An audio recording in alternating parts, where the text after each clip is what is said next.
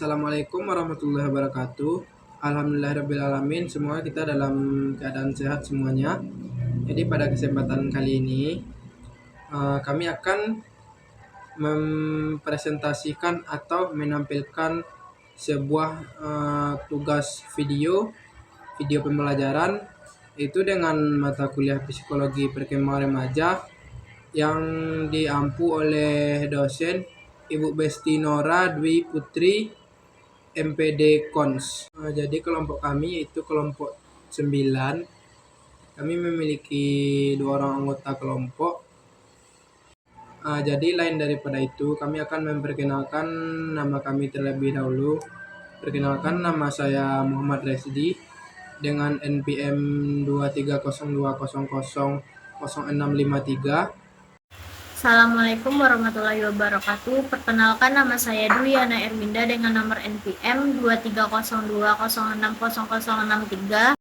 Jadi tanpa berlama-lama, untuk mempersingkat waktu, kita langsung saja masuk ke pembahasan videonya. Simak baik-baik ya teman-teman. Materi yang pertama yaitu konsep penyesuaian diri di remaja. Penyesuaian diri di remaja merupakan proses adaptasi individu terhadap berbagai perubahan fisik, kognitif, sosial, dan emosional yang terjadi selama masa remajanya.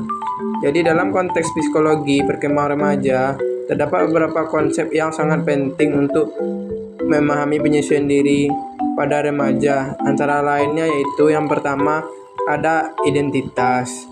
Remaja sedang mencari dan mengembangkan pemahaman tentang siapa mereka dan bagaimana mereka berhubungan dengan dunia sekitarnya. Yang kedua, otonomi. Remaja mulai mengembangkan kemampuan untuk membuat keputusan diri dan bertanggung jawab atas tindakan mereka. Yang ketiga yaitu hubungan sosial. Remaja memperluas lingkungan sosial mereka, mulai dari keluarga hingga teman sebaya, dan belajar berinteraksi dengan berbagai tipe orang.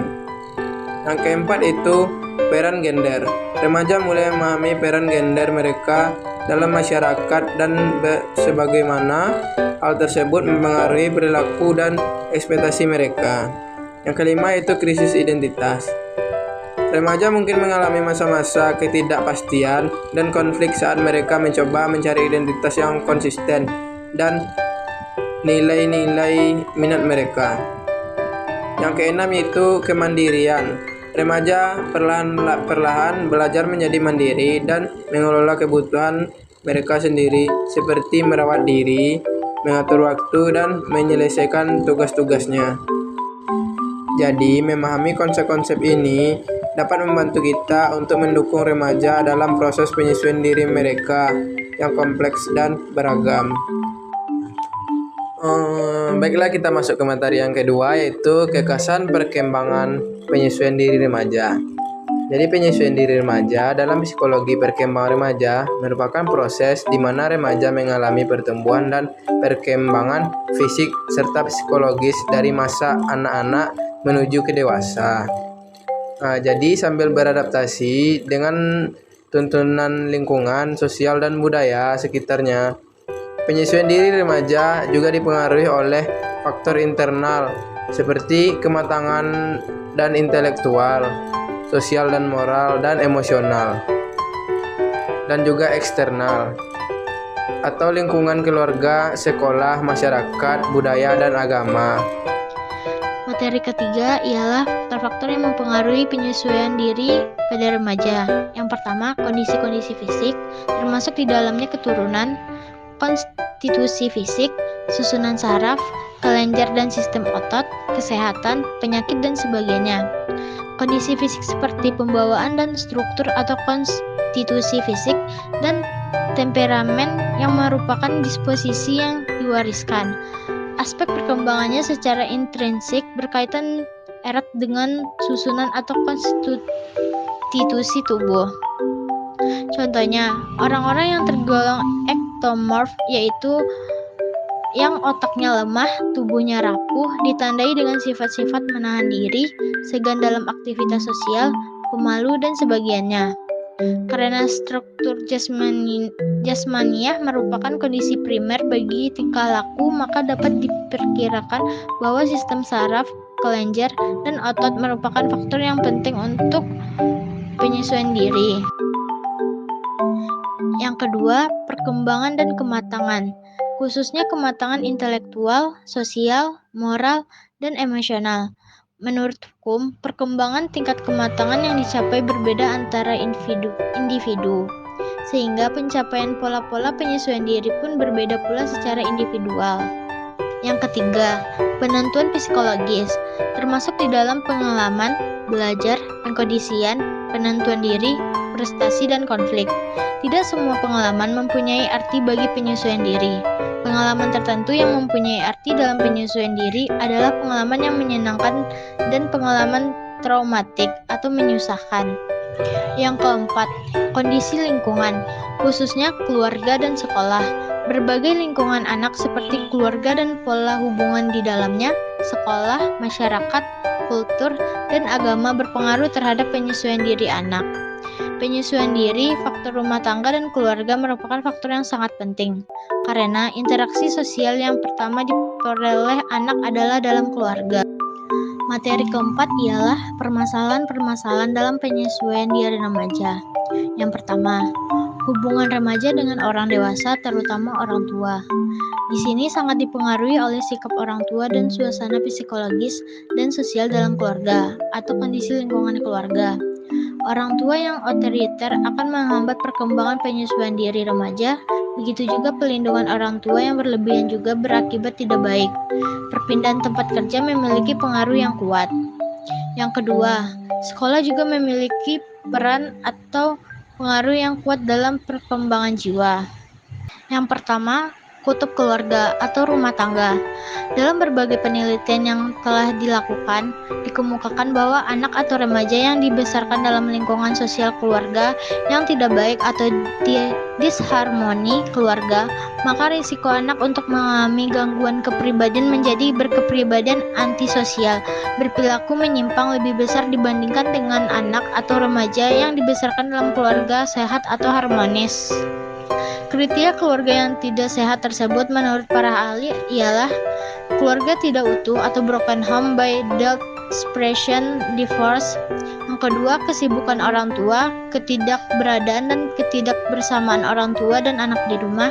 Yang ketiga, hubungan interpersonal antara anggota keluarga, ayah, ibu, anak yang tidak baik atau bisa disebut buruk. Yang keempat, substitusi ungkapan kasih sayang orang tua kepada anak dalam bentuk materi dari kejiwaan psikologis. Yang kedua, kutub sekolah. Kondisi sekolah yang tidak baik dapat mengganggu proses belajar mengajar anak didik yang ada pada giliran dapat memberikan peluang pada anak didik untuk menyimpang. Kondisi sekolah yang tidak baik tersebut antara lain, yang pertama, sarana dan prasarana sekolah yang tidak memadai. Yang kedua, kuantitas dan kualitas tenaga guru yang tidak memadai. Yang ketiga, kualitas dan kuantitas tenaga non-guru yang tidak memadai. Yang keempat, kesejahteraan guru yang tidak memadai. Yang kelima, kurikulum sekolah yang sering berganti-ganti, muatan agama atau budi pekerti yang kurang. Yang keenam, lokasi sekolah di daerah rawan, dan lain sebagainya. Yang selanjutnya ialah yang ketiga, kutub masyarakat atau kondisi lingkungan sosial.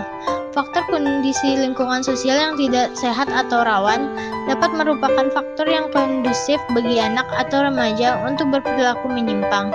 Faktor kutub masyarakat ini dapat dibagi dalam dua bagian, yaitu pertama, faktor kerawanan masyarakat, dan kedua, faktor daerah rawan atau bisa disebut gangguan Kamtibmas. Materi kelima ialah upaya guru BK mengatasi masalah penyesuaian diri remaja sesuai dengan bidang bimbingan. Beberapa upaya yang dapat dilakukan guru BK yang mencakup: yang pertama, konseling individu. Maksudnya ialah guru BK dapat memberikan konseling individu kepada remaja untuk membahas masalah penyesuaian diri secara pribadi. Ini memberikan ruang bagi remaja untuk berbicara tentang perasaan, kekhawatiran, dan tantangan yang mereka hadapi. Yang kedua, konseling kelompok. Mengorganisir sesi konseling kelompok dapat membantu remaja berinteraksi dengan teman sebaya yang mengalami masalah serupa. Ini dapat memberikan dukungan sosial dan memfasilitas pertukaran pengalaman positif. Yang ketiga, pemahaman diri dan pengembangan diri. Guru BK dapat membantu remaja mengidentifikasi kekuatan, minat, dan nilai-nilai mereka. Ini membantu remaja memahami diri mereka dan membuat keputusan yang sesuai dengan identitas mereka. Yang keempat, pemberian informasi karir. Guru BK dapat membantu remaja dalam memahami pilihan karir dan jalur pendidikan. Ini membantu mereka mengembangkan visi masa depan dan merencanakan langkah-langkah untuk mencapai tujuan mereka. Yang kelima, pendekatan holistik. Guru BK dapat mengambil pendekatan holistik dengan melibatkan orang tua, guru, dan pihak terkait lainnya. Kolaborasi ini dapat meningkatkan pemahaman dan dukungan berbagai remaja dalam mengatasi masalah penyesuaian diri. Yang keenam, program pengembangan keterampilan sosial. Menyelenggarakan program yang fokus pada pengembangan keterampilan sosial, emosional, dan keterampilan hidup lainnya dapat membantu remaja memperkuat kualitas penyesuaian diri mereka. Yang ketujuh, pemantauan dan evaluasi. Guru BK dapat melibatkan dalam pemantauan dan evaluasi perkembangan remaja secara keseluruhan. Ini membantu mereka mengidentifikasi perubahan positif dan menyesuaikan pendekatan mereka sesuai kebutuhan. Jadi sekianlah materi yang dapat kami sampaikan. Mohon maaf jika kalau di video ini banyak kekurangannya. Wassalamualaikum warahmatullahi wabarakatuh.